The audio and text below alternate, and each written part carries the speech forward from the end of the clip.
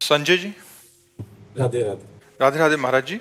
महाराज जी, ये तंत्र मंत्र कुछ लोगों के ऊपर लोग कर देते हैं, क्या ये ऐसा सच में होता है ऐसा कुछ? वैसे ऐसे विधान हैं जो तांत्रिक हैं, जो मंत्रों के ज्ञाता हैं, इसमें मारण है, वशीकरण है, उच्चाटन है, ये इसके विधान हैं। लेकिन ये उन्हीं के ऊपर काम करते हैं जो भगवान का भजन नहीं करते। जो भगवान का भजन करते हैं उनके ऊपर काम नहीं करते। अगर आप राधा राधा जपते हो, कृष्ण कृष्ण जपते हो, तो भगवान तुम्हारी रक्षा करेंगे। कोई भी तंत्र मंत्र तुम्हारे ऊपर काम नहीं करेगा। एक तांत्रिक था, तो वो शालिग्राम भगवान को चुटकियों से नचाता था ऐसे, और भक्त का नाटक करता था। तो भक्त लोग बड़े, जो देखने वाले, यार भगवान इसके बस में है, जैसा चाहता वैसा नचाता है। तो एक भजनानंदी संत थे, उनके पास कई लोग भजन करते, तो उन्होंने आकर बताया कि वो ऐसा बोले, भक्त कभी ऐसा कर ही नहीं सकता। भक्त भगवान को प्रदर्शन थोड़ी करेगा, वो तो आराधना की वस्तु है। तो फिर उन्होंने कहा, महाराज ये तो बड़ा गलत हो रहा है, समाज भ्रमित हो रहा है। बोले आपको चलना चाहिए। वो गए और खड़े हो गए, बोले दिखा भाई। वो चुटकी बजावे, कुछ नहीं। जब 100 का स्वभाव शेर हो जाता है ना, तो फिर कुछ नहीं चलता। और उनके पास भजन था और ये मंत्र का तांत्रिक था। तो इसने जब देखा कि यही बाबा जी आए और इसी कारण हुआ, तो उनसे कहा चले जाओ। तो उनका ये नाटक बंद कर, भोले भाले लोगों को तू ऐसे तंत्र के द्वारा लुभायमान करता है और पैसे इकट्ठा करता है। अब सारे समाज में उसकी बेइज्जती हुई, तो उसने शाम के अनुष्ठान किया मारण का। मारण का प्रयोग किया। वो खप्पर में आग की तरह जलती हुई उन महात्मा की तरफ बढ़ी, लेकिन उनकी देहरी की परिक्रमा करके बस खड़ी रही। कृत्या भी कहते हैं शास्त्रीय भाषा में, कृत्या, मारण, ऐसे नामों से उच्चारण किया जाता है। तो उन महात्मा ने कहा, मैं कोई दोषी हूं क्या? सब में भगवान वास करते, तू भी भगवत स्वरूप है। उसी के द्वारा प्रकट की हुई कृत्या, उसी को जाकर पटक दिया, उल्टी खून की। और जब उन शिष्यों ने कहा, महाराज मर जाएगा, आप कृपा करके चलो।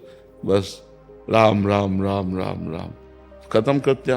सब अंतर ध्यान हो गए। तो उनका बेटा, अब समझ जा। कान पकड़ा, उस शिष्य बन गए, महात्मा को ईमानदारी से भजन करने लगे। तो तंत्र होता है, मंत्रों में ऐसी ताकत है कि मारण, वशीकरण, उच्चाटन ये सब हो सकता है। लेकिन ये उन्हीं के ऊपर होता है जो भगवान का नाम जप नहीं करते। अगर नाम जप कर रहे हो तो तुम्हारे ऊपर मारण, वशीकरण, उच्चाटन ये सब कुछ नहीं होगा। भगवान के नाम में अपार सामर्थ्य है। राक्षस लोग बड़े मायावी थे, लेकिन राम राम जपने वाले विभीषण के ऊपर कौन सी माया थी? हनुमान जी के ऊपर कौन सी माया उन्होंने डाल दी? कुछ नहीं कर पाए। सिया जी के ऊपर कौन सी माया डाल दी? जो भगवान में चित्त जोड़े हुए हैं उनके ऊपर माया का कोई प्रभाव नहीं पड़ता है। ये तंत्र मंत्र तो बहुत छोटी सी बात है। एक बड़ा तांत्रिक था, वो सन्यासियों को परेशान करता था। तो धर्म सम्राट करपात्री जी उनके पास गए और कहा, नारायण नारायण नारायण, और कहा जितनी तेरे में ताकत हो अब लगा तंत्र की। चरणों में गिर गया था। बोले आपके ऊपर हमारा तंत्र कोई काम नहीं करेगा। जहाँ नारायण नाम है, राम नाम है, कृष्ण नाम है, राधा नाम है, हरि नाम है, जहाँ पाप करने वाले लोग हैं उन्हीं के ऊपर उनका प्रभाव पड़ता है। ऐसा है कि तुम्हारे ऊपर अगर तंत्र कर दिया जाए तो तुम परेशान हो जाओगे। तुम्हारे ऊपर मारण लगा दिया जाए तो 10 दिन में मर जाओगे। अगर 1 दिन का लगा तो 1 दिन में मर जाओगे। 1 महीने का लगा तो 1 महीने में मर जाओगे। ऐसे हैं, मंत्रों का प्रभाव है।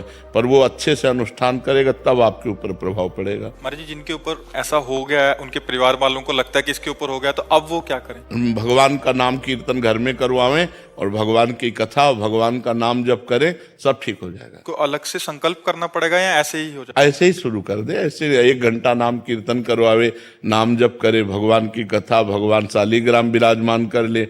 घर में नाम कीर्तन जिसमें होता है, नाम संकीर्तनम यस्य सर्व पाप प्रणाशनम, 1 घंटा नाम कीर्तन करे, कोई भी अमंगल नहीं होता। महाराज जी, अभी एक कोई जने आए थे, वो कह रहे थे कि इन पे ऐसा हो गया, तो हमने यही उपदेश दिया कि नाम, कह रहे कि नाम इनसे होता नहीं है नाम जप, और एक नाम सुनते हैं तो फिर बहुत विकल हो जाते हैं। ये मतलब जिन पे ऐसा हुआ है महाराज, वो सुनना भी नहीं चाहते जिसके ऊपर नहीं तो फिर यही तो दुर्गति है। यही तो दुर्गति है। तो मतलब उनको बिठा के ऐसा हाँ, बिठा के जबरदस्ती सुनाना चाहिए, वो निश्चित खत्म क्योंकि हो। उनको कह रहा है कि इनको कष्ट होता है कि जब नाम हाँ, कष्ट होगा, क्योंकि वो मंत्र का प्रभाव है, इसलिए उसके ऊपर है। नहीं तो नाम जप से भूत प्रेत उतर जाए, सब सब सब ठीक हो जाए। नाम जप में बड़ी सामर्थ्य है, बड़ी सामर्थ्य है। एक बार हम एमसी में थे तो एक को भूत आया, तो वहां लाए, तो हम कोई झाड़ना फूकना तो जानते नहीं, हम नाम जपना शुरू किया और चीखने लगा। हाँ महाराज जी, वो कह रहे थे कि और अब कहा इनसे दूर ले चलो, इनसे दूर ले चलो। हमको बैठल अब थोड़ी देर बैठा रहा, बोला हम जा रहे हैं। हम कहाँ जाओ? और ठाकुर जी को भोग लगा के जब जल चरणामृत और जल उनको दिया, वो खत्म हो गया, चले।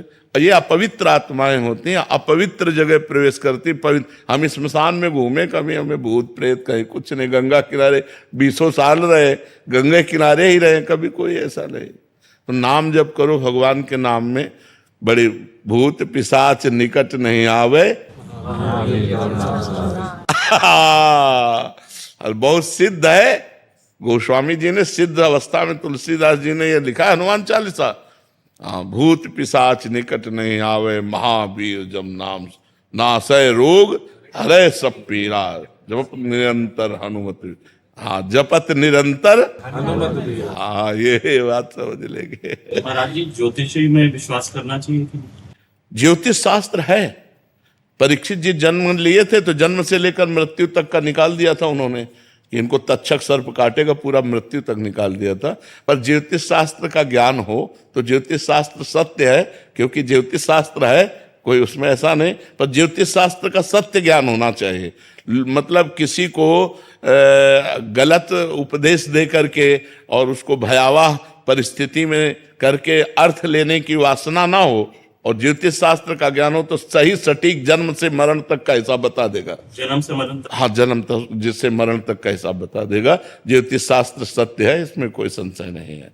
पर ये सिद्ध होना चाहिए, मतलब उसको उसका परिपक्व ज्ञान होना चाहिए।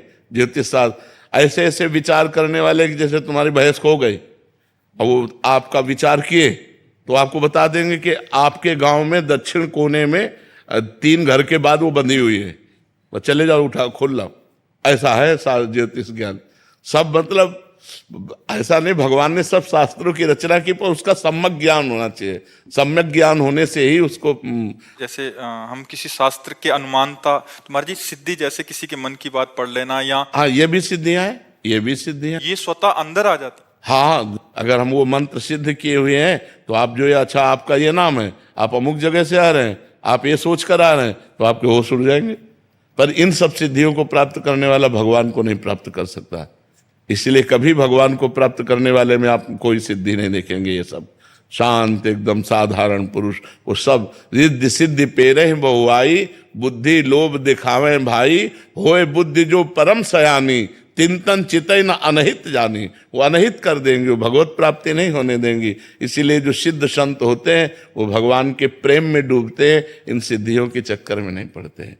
ये सिद्धियां तो बहुत छोटे से थोड़े वजन में आ जाती हैं कि आप क्या सोच रहे हैं, आपका क्या नाम है, आप कहाँ से आए हैं, ये बहुत छोटी मोटी बातें हैं, ये कोई बड़ी बात नहीं है। इन सब बातों को तो बहुत क्रॉस करके तब आगे बढ़ा जाता है परमार्थ में। अगर इसको स्वीकार कर ले तो फिर भगवान के दर्शन और भगवान का प्रेम नहीं मिलता। तो ये जीवन भगवान के दर्शन के लिए कि तुम्हारे मन की बात जानने के लिए? अपने मन की बात जान करके तो जिंदगी बर्बाद हो रही है, औरों के मन की बात जान करके इतना बोझा कौन लोग ढोए। महाराज जी, और भी सिद्धियां होती हैं? बहुत सिद्धियां होती हैं। महाराज जी, आपने बताया था कि जल पे चलना।